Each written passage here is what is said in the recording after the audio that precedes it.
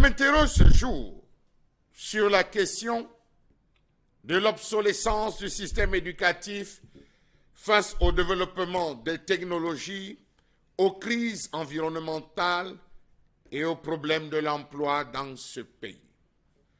De l'avis des experts et spécialistes de l'éducation, le système éducatif camerounais est obsolète par rapport à ce qui est en train d'être proposé au Ghana, par rapport à ce qui est en train d'être proposé au Kenya, au Rwanda, bref, dans les pays de l'Afrique de l'Est, au vu des changements technologiques, au vu des changements et crises qui se présentent.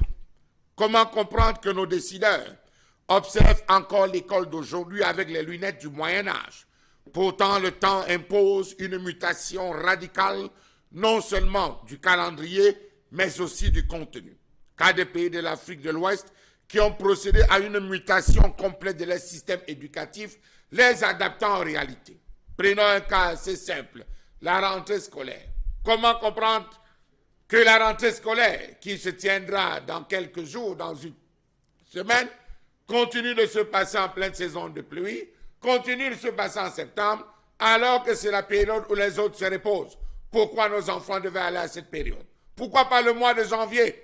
Question. Comment comprendre que nos dirigeants n'ont pas compris qu'il est urgent de changer de fusil d'épaule face au développement des technologies, aux crises environnementales, aux problèmes de l'emploi? À quand les états généraux de l'éducation? Les réformes sont nécessaires pour projeter notre développement pragmatique rapide. Pourquoi n'imaginons-nous pas une école où les enfants alterneront cours théoriques et ateliers pratiques? Les enfants ne sont plus tenus par la course au diplôme, mais par la rage d'avoir des compétences pratiques qui leur permettront de résoudre des problèmes concrets. Aujourd'hui, l'école devrait passer à autre chose, mais à l'étude des connaissances essentielles. Langue, mathématiques, physique, chimie, philosophie, entrepreneuriat, leadership, histoire, géographie, environnement, santé et hygiène, technologie, invention, citoyenneté, art, agriculture, alimentation, droit et politique, ou encore commerce. Une école où un enfant, au fur et à mesure, se spécialisera dans 3 ou 4 domaines principaux avec 2 options facultatives. Ainsi dit, l'école est subdivisée en 3 ou 4 cycles. Ils ont pensé à tout. On a pensé à une réforme de l'université, du système universitaire. On a pensé à une réforme du système professionnel, mais on a laissé le même système abracadabrant du primaire au secondaire. Le niveau de base pense, de l'avis des experts, celui qui initiera l'enfant à la lecture, écriture, à oratoire, observation de la nature, à la vie en communauté. 3 ans. Deuxième niveau, l'enfant s'imprégnera des langues, de la mathématique, de la chimie appliquée, de la géographie, de l'histoire, de l'agriculture et l'alimentation, mieux encore des arts. 5 ans.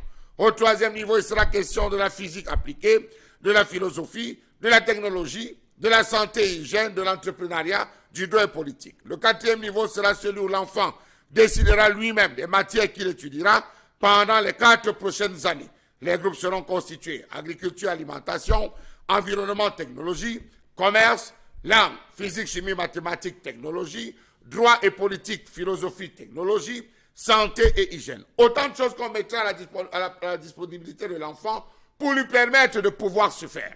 Dans un pays comme la Chine, dès le bas âge, on enseigne pour les enfants qui sont dans les cantons l'histoire de leur canton, l'histoire générale de la Chine et l'histoire de leur canton. Nous avons des enfants à Douala. Que savent-ils de l'histoire de la ville de Douala? Pas l'histoire du Cameroun qui devrait être systématiquement enseignée, l'histoire de Douala. À Bafoussam, l'histoire de Bafoussam. À Bertois, l'histoire de la région de l'Est, suffisamment bien développée, afin que lorsque cet enfant va se lancer dans le métier qui est à Douala, il partira de là avec des connaissances suffisamment soutenues. Que non. Au Cameroun, on enseigne encore l'histoire de la Première Guerre mondiale, l'histoire de la Deuxième Guerre mondiale, le plan Marshall, le concept Churchill. On nous renvoie dans des thématiques, alors qu'aujourd'hui au Rwanda, pour la rentrée qui se prépare, on a intégré déjà dans le système la crise russo-ukrainienne. On l'a intégré en présentant à ses enfants comment faire pour éviter à l'avenir des crises. Un enfant qui sort de la terminale, qui vient d'avoir son baccalauréat, que sait-il de la crise russo-ukrainienne? Que sait-il des problèmes de famine?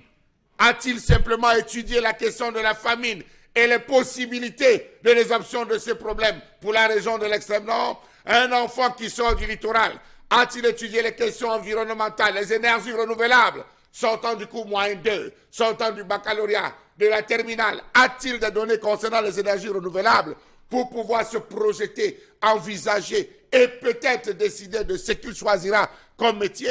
Un enfant qui sort du centre, que maîtrise-t-il de l'agriculture? Que maîtrise-t-il des données? Absolument rien. On sort avec des diplômes à la con, on sort avec des diplômes qui ne prédisposent l'enfant à ne rien faire, à ne savoir même pas où commencer. Il faudrait qu'il arrive à l'université pour penser à une orientation. Que sait-il de la physique? Rien. Que sait-il de la géographie? Rien. Parce que là encore, ce sera à l'université qu'on va commencer peut-être une initiation première, deuxième, troisième année, avant qu'on ne parle de spécialisation. Tandis qu'au niveau du Rwanda, je prends le cas du Rwanda, le cas du Kenya, le cas du Sénégal, ils ont décidé désormais de ne travailler que sur la géographie du pays, sur les valeurs minières du pays, à enseigner aux jeunes afin que lorsqu'ils sortent, ils ont une seule idée, un seul rêve, tout faire pour développer le pays par rapport aux zones, par rapport à la cartographie pour ce qui est des géographes. Pareil pour les historiens. On a mis sur pied d'abord la connaissance de la Sénégambie, d'abord la connaissance du Sénégal, l'histoire des grandes figures de l'histoire. Mais au Cameroun, posez la question à un enfant qui est Ruben Omniobe, qui est Douala Mangabel, qui est Wandier, il vous dira, je ne sais pas, mais vous parlera de Confucius, et vous parlera de Voltaire, tout en utilisant dans une rédaction propre des citations de Henry Bergson.